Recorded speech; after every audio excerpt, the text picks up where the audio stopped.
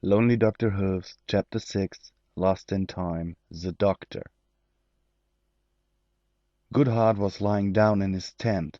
Guarding duty was the possibly most boring thing about this war. His fellow soldiers were all pumped up, and would not wait for the next encounter with the enemy. Goodhart, on the other hand, had no such desires. Having lost his parents in this war, he had no desire to hurt any pony. But joining the army had been the only way for him to stay close to his sisters, who were the only family he had left in the world.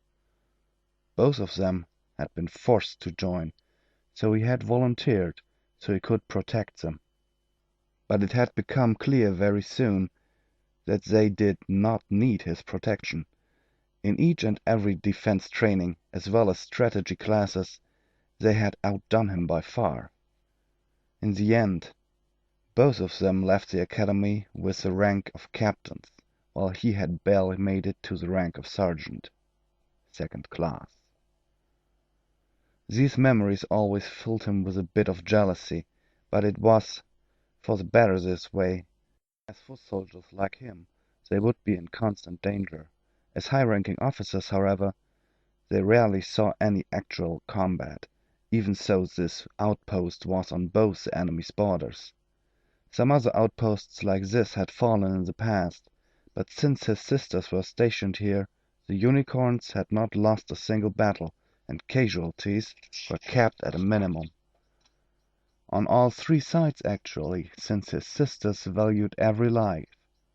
Unicorns, Pegasi, and Earth ponies alike. Just as he was about to fall asleep, however, a bright light shone through the walls of his tent. It was just for a moment that everything was as bright as day. Goodhart jumped up and cast a spell on his sword so it would levitate next to him. He was off duty, but then again, when was a soldier on the front lines ever off duty? So he trotted out of his tent, his sword at the ready, to check if everything was all right. None of the other unicorns appeared to have seen the flash of light, so at least it was no enemy attack. But when Goodhart rounded his tent, a small, cylindrical object rolled to his hoofs. He put his sword away and picked it up with his magic to give it a closer look. Being the prankster of his battalion, he was always looking for stuff which he would use to make his comrades laugh a bit. A very hard task in these dark times, but it was also the reason that despite him being a rather weak fighter, his comrades accepted him. When he had his attention focused on the object, however, he heard a moan coming from the darkness. Immediately he put it away in his saddlebag without giving it a second thought, and used his magic to illuminate the area. There, on the ground, and apparently unconscious, lay a very badly hurt Earth pony.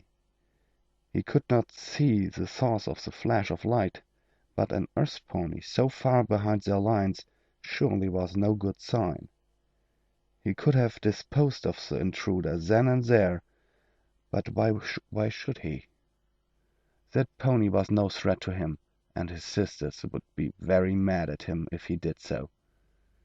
Which was why, after thinking over his options for a brief moment, he decided to bring this brown intruder to the other prisoners, who were held in cells at the outer rims of the camp. With his magic he levitated the injured Earth pony as gently as he could. He didn't look like a soldier or a fighter at all. So how had an Earth pony civilian gotten here? That was a question for another time. This would be answered once Moon Lily got up in the morning. She wanted to be informed about each prisoner, so he would do just that first thing in the morning. Every pony here knew that it was a very bad idea to disturb his sisters when their commanding officers slept. The soldiers who guarded the prisoners didn't ask any questions as Goodhart brought the intruder to them. They just assumed, he guessed, that he had captured a straggler from this afternoon's attack on their outpost. He asked them to treat him good, since he was already badly injured, and left for his tent to finally get some sleep before his next shift started. But on his way back to his tent, he came by the fillies' washrooms and literally bumped into his sister, Moon Lily. "Oh, can't you— Oh, sorry, ma'am. Didn't recognize you immediately. I had thought you were already asleep." "Aw, come on, big brother. Don't ma'am me. There's no pony else here, and don't treat me as a kid. I'm old enough to stay up late and enjoy the beautiful night. By the way, I thought your shift ended about an hour ago. Usually you'd drop like a rock, so what have you been up to?" "Well, sis, I've captured a nurse pony who snuck into our camp.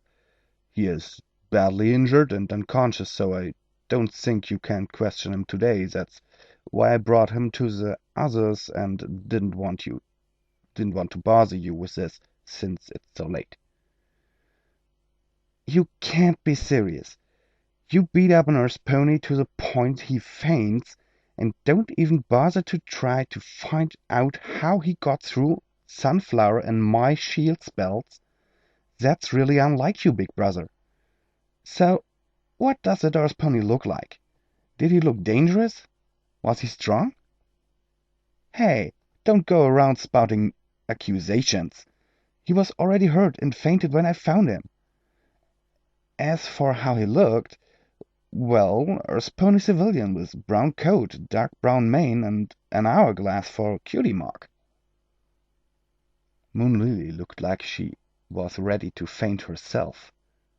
She remembered a promise she made not too long ago. "Are you okay, sis? You suddenly look rather pale." "Yeah, sorry. I was shocked for a moment. Did you say that Earth pony's cutie mark is an hourglass?" Yes, it is. But I don't see what—" "You will go to the cells immediately and get that Earth pony out of there again. Once you have done that, you will bring him to my tent, put him in my bed, and call for the doctor. If he is injured as badly as you say, he will need immediate treatment. I will have to see Sunflower about this. I make you directly responsible for his safety." "What? You can't be serious. He's an Earth pony. We are at war with them. You could get in serious trouble for this." "Are you going to be disobeying my orders?" "Don't make me remind you of my superior rank." Goodhart was shocked at his youngest sister's tone. She was not only firm and demanding, but also not allowing any doubt that insubordination would have consequences. No, that was not all. She also seemed to be in panic. "Okay, Captain, I will obey your order, but I must tell you that you might make a grave mistake. The inspectors have already relieved 2 veteran captains of the duty and thrown them into the dungeon. I just don't want that to happen to you. If you will now excuse me, I will carry out your order." Without saying another word, Goodhart turned around and trotted away. He had always hated it when his sisters pulled their ranks on him. Even though he knew they would never court-martial him, he usually obeyed once they did. Moon Lily watched him go, but did nothing to apologize or stop him. She didn't want to pull her rank on him, but she had no other choice. This turn of events could turn the tides of this war completely. Hopefully did Sunflower agree with her. 10 minutes later. Moon Lily had galloped to her sister's tent as soon as she and Goodhart had parted ways. Since her sister commanded another outpost several miles away, Moon Lily was out of breath when she arrived. The guards had immediately asked if everything was okay and if they should sound the alarm and send reinforcements, but Moonlily dismissed them and sent them back to their posts quickly. The commotion, however, caused by Moonlily galloping into the encampment, did not go unnoticed. Even before she reached her sister's tent, Sunflower came rushing towards her, ready to face any danger, her rainbow-colored mane fluttering in the wind. "What is it, sister? Did your camp get attacked? Is the shield spell broken again? If so, I will lead troops to your camp right away while you... Cutie Mark! Hourglass! We need to talk!" Sunflower understood immediately and led her sister into her tent, where Moonlily collapsed on a pile of cushions which were laid out on the floor for visitors to sit on. It took Moonlily several minutes and a big glass of apple cider until she was able to explain everything she had just learned to her sister. After she had finished, Sunflower's expression darkened. "And now you want to speak to her, am I right?" "Right. She has to learn of this. I promised. She has to come with me, and fast, before any pony learns that I ordered protection for a Norse pony." "I'm afraid that will be impossible." "Why? Has she left again?" "No. The battle this afternoon, when the shield broke for a while." "Don't tell me she was killed." "Sister, we swore to our parents' graves that she would not come to any harm." To be continued.